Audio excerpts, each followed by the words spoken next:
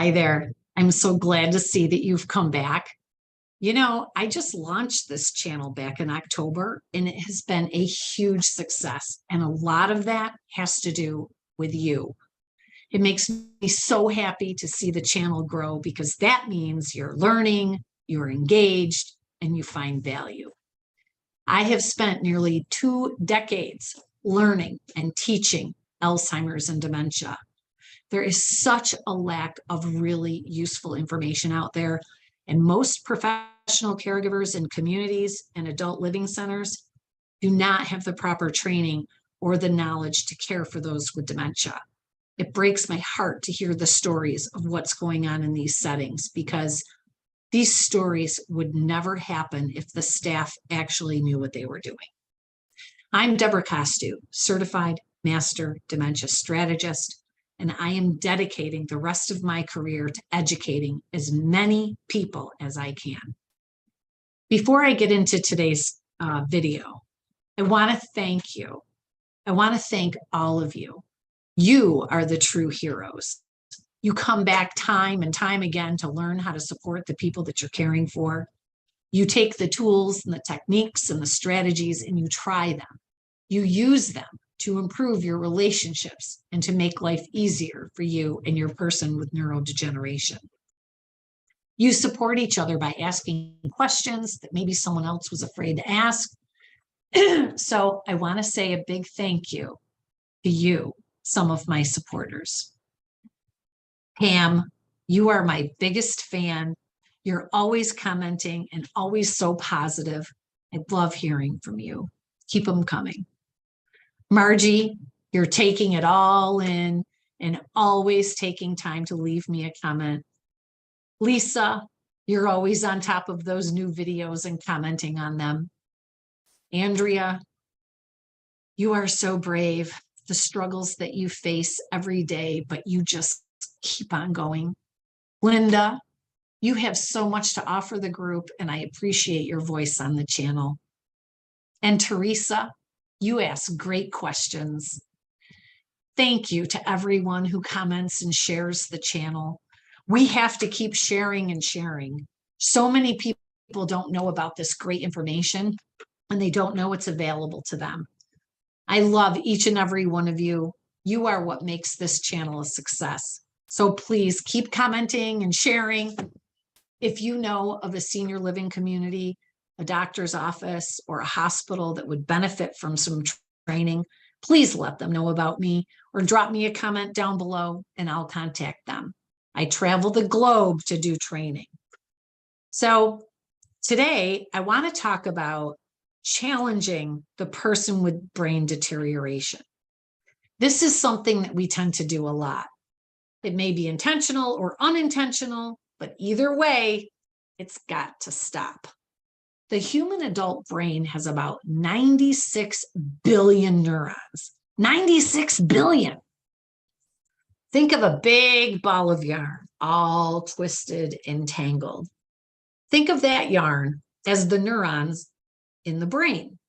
Now imagine a great big pair of sharp scissors comes along and starts cutting the strands of yarn, just randomly cutting here and there. So now you got a ball of yarn with all different lengths and pieces. Can you knit a sweater with that ball of yarn? No, because it's not a continuous strand. As you're knitting, the strand ends. So now you have a hole and a gap. You'd have to start again with a new piece of yarn. And you're knitting along, and again, you come to the end of the strand. You can't knit a sweater with pieces of yarn. Think of the brain neurons like the yarn. When the dementia deteriorates the brain, that's what's happening. The brain cells die and creates cuts or gaps in the strand of command. When the brain has these gaps between the neurons, the messages get stuck.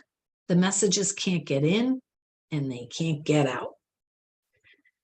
This is what we have to remember when we're trying to communicate with a person with dementia, or if we're requesting them to perform a task The message might make it in, but then the brain can't get the response back out. This creates frustration for them, resulting in anger and outbursts. The messages might get in, but the message that they transmit out becomes warped. It might come out differently than they intended, or it might come out exaggerated. It could be completely different than what they intended. It's unpredictable for them. They can't control what the compromised brain will do during the distorted path that the message is taking. When a task is sent to the brain, even the simplest of actions or movements or communication takes your brain many, many steps to get there. And the different lobes of the brain do different things. You probably already knew that. But what you more likely don't know is that one simple action uses multiple parts of the brain to accomplish it.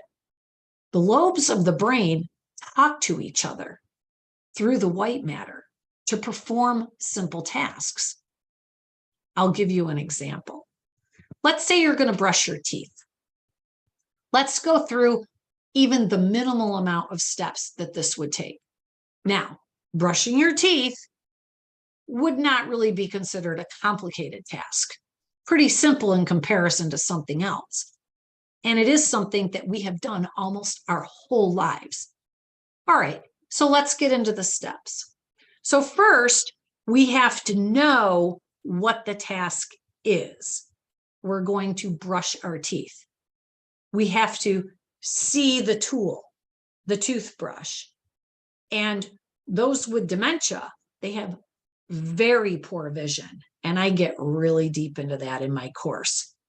But they have to see the toothbrush. Now they have to extend their arm and reach for it, right? But how far away is it?